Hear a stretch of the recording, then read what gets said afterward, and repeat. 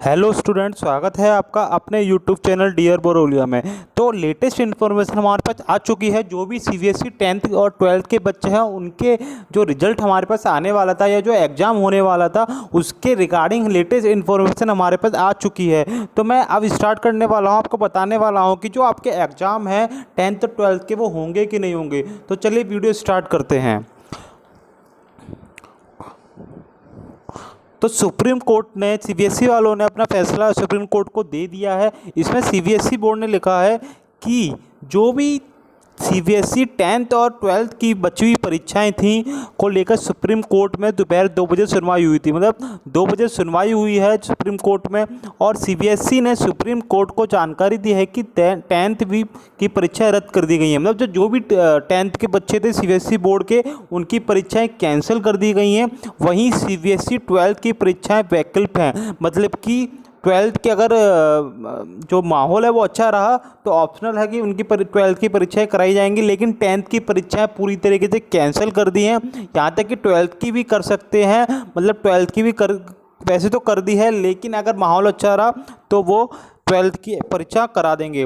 तो जो सुनवाई में जो 3 जज थे हमारे पास, वो थे हमारे पास एम खानविलकर, दिनेश माहेश्वरी और संजीव खन्ना के में मतलब ये 3 जजों ने ये बैठक करी थी। सीबीएसई और सरकार की तरफ से सॉलिसिटर जनरल तुषार मेहता थे। सॉलिसिटर जो जनरल थे वो तुषार मेहता थे। उसके बाद 2 बजे दिल्ली के उप मुख्यमंत्री एवं शिक्षा मंत्री मनीष सिसोदिया ने 10वीं और 12वीं की कक्षा की बोर्ड परीक्षाओं के विषय में केंद्रीय मानव संसाधन विकास मंत्री रमेश पोखरियाल निशंक को एक पत्र लिखा। मनीष सिसोदिया ने केंद्र सरकार से कहा कि 10वीं और 12वीं की शेष रह गई परीक्षाएं नहीं करवाई जाएंगी। मतलब 10th और 12th की परीक्षाएं अभी नहीं कराई जाएंगी, वो रद्द कर दी गई हैं, कैंसिल कर दी गई हैं। दरअसल बोर्ड ने इससे पहले सुनवाई में कहा था कि बुधवार शाम तक वह फैसला ले लेगा की परीक्षाएं 1 जुलाई से आयोजित कराई जाए या नहीं कराई जाए। सीबीएसई बोर्ड ने पहले नोटिस निकाला था कि जिनकी परीक्षाएं अभी तक नहीं हुई हैं वो 1 से 15 जुलाई के बीच में होंगी, लेकिन अब रद्द कर दी गई हैं। इसके बाद गुरुवार को सुप्रीम कोर्ट को अपने फैसले के बारे में बताएगा। वहीं आईसीएसई बोर्ड भी सीबीएसई के फैसले का अनुसरण करेगा। दरअसल देश भर में कोरोना वायरस महामारी के कारण देश भर में परीक्षाएं रद्द करने की मांग कर रहे हैं। मतलब कोरोना महामारी के कारण सब लोग बोल रहे थे कि परीक्षाएं रद्द करो।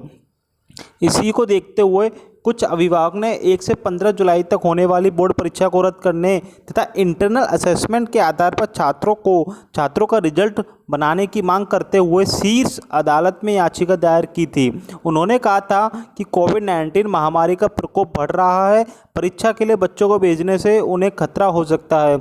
ये सही बात है, क्योंकि बहुत ही हो चुका है, केस बहुत बढ़ रहे हैं, इसलिए उन्होंने बोला था ऐसा।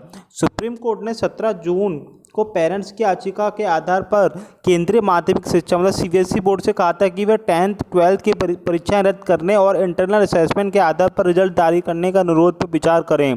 कोर्ट ने इसके लिए बोर्ड को 1 हफ्ते मतलब 23 जून का समय दिया था, लेकिन 23 जून को बोर्ड ने कोर्ट में कहा कि सरकार इस मसले पर विचार कर रही है और बुधवार शाम तक इस पर निर्णय ले लिया जाएगा।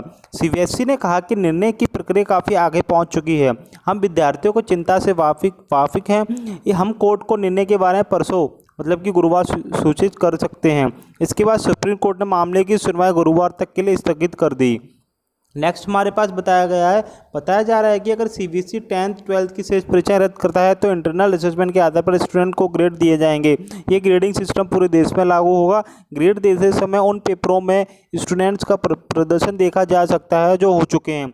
जो एग्जाम्स आपके हो चुके हैं उनके आधार पर आपको ग्रेडिंग दी जाएगी, जो आपके एग्जाम नहीं हुए हैं। जो सरकार फैसला लेगी वही आईसीएसई बोर्ड भी मानेगा, मतलब आईसीएसई बोर्ड भी सरकार का फैसला मानेगा।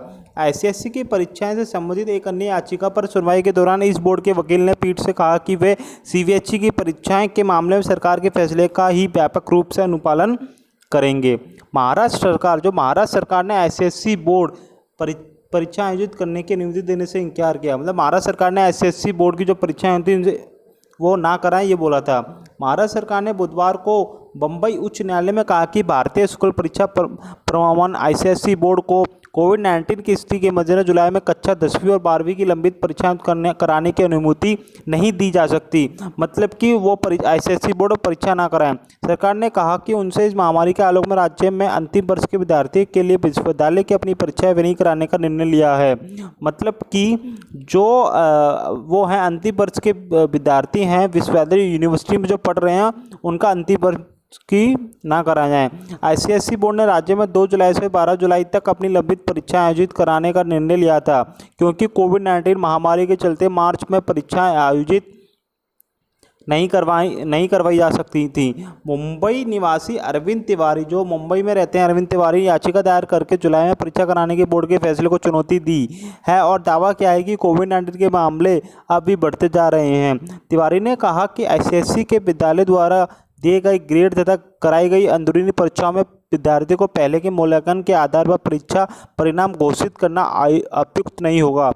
तो स्टूडेंट्स 10th और 12th की परीक्षाएं कैंसिल कर दी गई हैं, लेकिन अभी रिजल्ट इनका कब दिया जाएगा अभी इसके बारे में कोई इन्फॉर्मेशन नहीं आई है। तो फ्रेंड्स, आपकी परीक्षाएं जो 10th और 12th के बच्चे उनकी कैंसिल कर दी गई है। आपके एग्ज़ाम 1 से 15 जुलाई को जो होने थे वो अब नहीं होंगे। तो फ्रेंड्स, अगर वीडियो अच्छा लगे तो प्लीज़ लाइक करें, शेयर करें और मेरे चैनल को सब्सक्राइब जरूर करें, जिससे आपको लेटेस्ट नोटिफिकेशन मिलता रहे। Thank you, have a nice day.